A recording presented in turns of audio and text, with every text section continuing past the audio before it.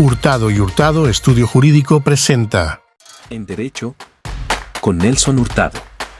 Solo en CTX.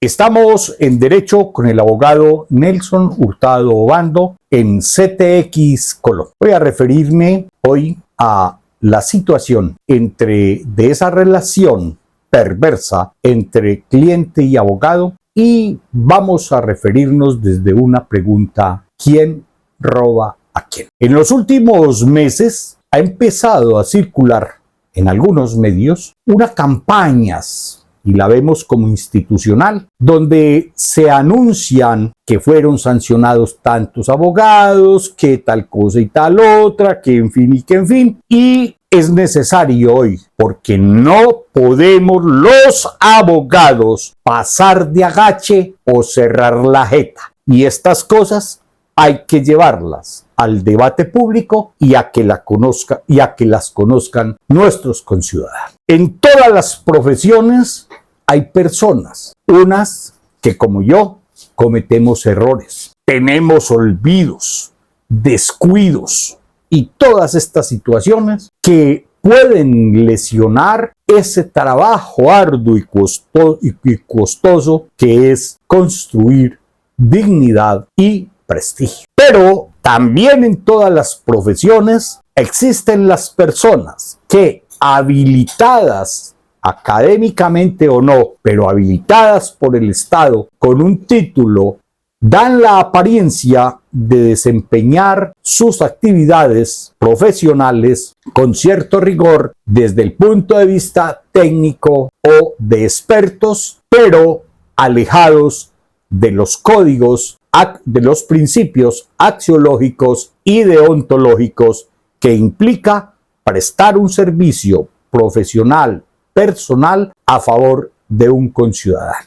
Pero parece ser que los únicos que podemos cargar con todos los males del país desde el punto de vista de la justicia somos los abogados en ejercicio. Porque hay una gran diferencia. Para ser fiscal, ser juez o ser magistrado de altas cortes, primero se ha de haber formado como abogado. Y uno como abogado se forma en el ejercicio profesional, no en el litigio.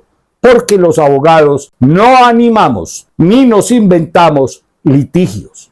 Ejercemos, como lo decimos nosotros, una vocación profesionalmente. Ser abogado se lleva en el alma, y eso implica horas después de egresar de las facultades de Derecho y de las especializaciones. Se forja con una vida de disciplina que conlleva prácticamente vivir clavado entre libros, entre tesis, entre proposiciones y entre la confrontación de una y otra tesis. Es decir, un pensar continuo.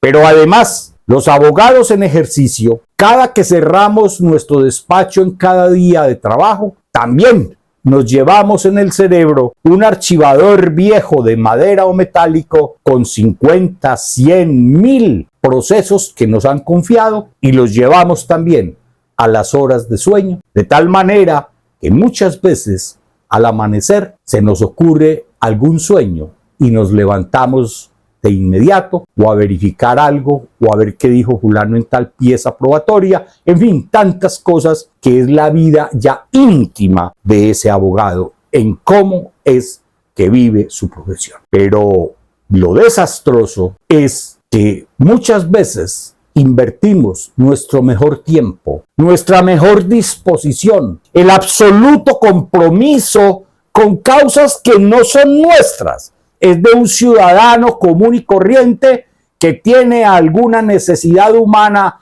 desde el punto de vista jurídico legal, y al cual debemos ofrecerle una solución. Y eso implica que a ese ciudadano al que le vamos a prestar nuestros servicios también debemos con honestidad decirle: también póngase en los zapatos del otro. Sin embargo, cada día vemos cómo aumenta ese prurito de abogados sancionados.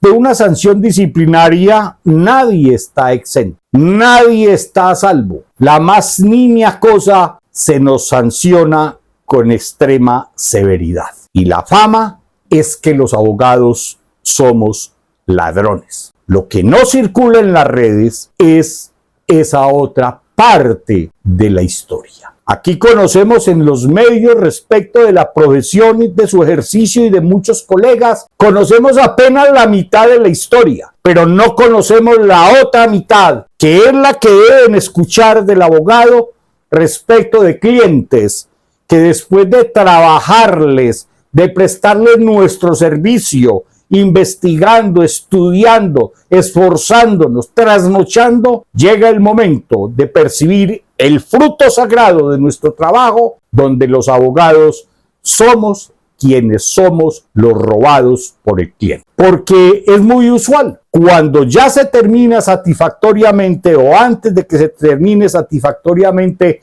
un proceso en favor y en beneficio de la parte del cliente, el demandante o el demandado, les aparece el primo abogado, el amigo abogado, el taxista abogado, y viene también la deslealtad entre colegas, que sin conocer quién es el abogado le está cobrando mucho, es que es un ladrón. Eso no se puede. Aquí hay una infamia y nos estamos los abogados en ejercicio acostumbrando a esa infamia. Y esto hay que moverlo. ¿Y qué expresan los colegios los colegios de abogados ante lo que está pasando? Y es evidente, solo silencio. Y entonces alguien tiene que al menos venir y decir: ojalá que la Comisión Nacional de Disciplina Judicial, que ya anuncia que hay un nuevo proyecto de ley, también incluyera esas estadísticas y algún procedimiento para que nos garantizara a nosotros los abogados en ejercicio el poder recibir lo contratado,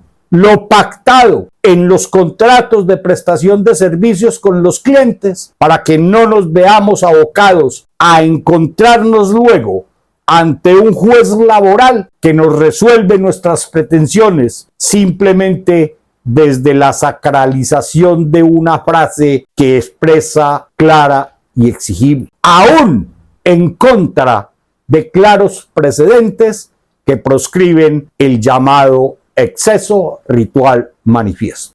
Y quisiéramos también que la Comisión Nacional de Disciplina Judicial abriera una sección a través de no sé qué ley o de lo que ellos pueden hacer, donde figuraran como las bases de datos del sistema financiero los deudores morosos, pero no en este caso, sino de los defraudadores profesionales de los honorarios de los abogados, y que eso tuviera alguna consecuencia, porque es que no podemos seguir así. ¿Qué es lo que ha ocurrido en la práctica? La insolidaridad entre los profesionales. Adoptar a modelo de España una reglamentación para la colegiatura, y propusimos que a través de la creación de esa cooperativa se expidieran las garantías o las pólizas para que a terminar el trabajo o ser revocados por los usuarios, los clientes,